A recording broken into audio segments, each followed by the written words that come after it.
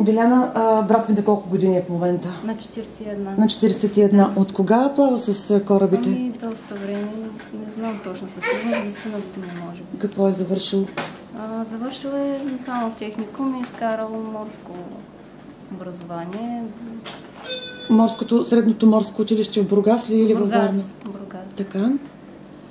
Има детенце? Има детенце, да. Колко е годишно детенцето му? На 8. На 8. Да. Кога за последно видяхте брат си? Ами той замина януари месец. Така. Тогава се видяхме за последно. Къде замина? Какво ви каза? На какъв кораб? Танкер ли е? На танкер, да, под либийски флаг. Коя фирма го нае? Не знам подробности повече. Той пътува постоянно с фирми различни пътува. До сега имало ли е подобни проблеми? Не е имало някакви инциденти, просто неочаквано съвсем. Вие кога разбрахте, че всъщност вече няма връзка с него? Ами в сряда вечерта разбрахме, че нещо е станало. Оттам видях чуждестранните сайтове, пише, имаше информация за кораба, че е отвлечен от бунтовници. Оттам разбрах аз. Така? Звъннах в Външно министерство, да питам за информация. Те нямаха представа, не знаеха нищо.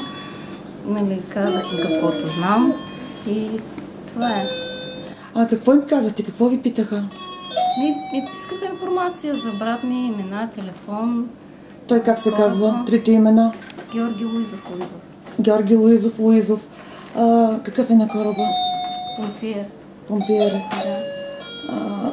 Отново да кажем, кога за последно го чухте него? Кога преди да замине ли?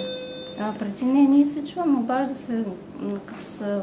Когато започнаха бунтовете, какво ви каза? Ами каза, че на кораба всичко е нормално, нямаш нищо притеснително при тях. В каква посока возеха суровия нефт? Не мога да. Ще го товарят в Либия? Гърция, колкото знам, но не съм. Към Гърция. Разбрах, вие сте семейна, имате малко детенце. Да.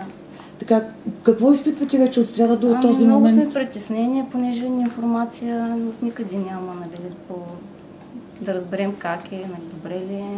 Телефонът му е изключен. Изключен е телефона? С него, да. Колко души са на борда? 22, доколкото знам. Българи има ли? Той е единственият българин.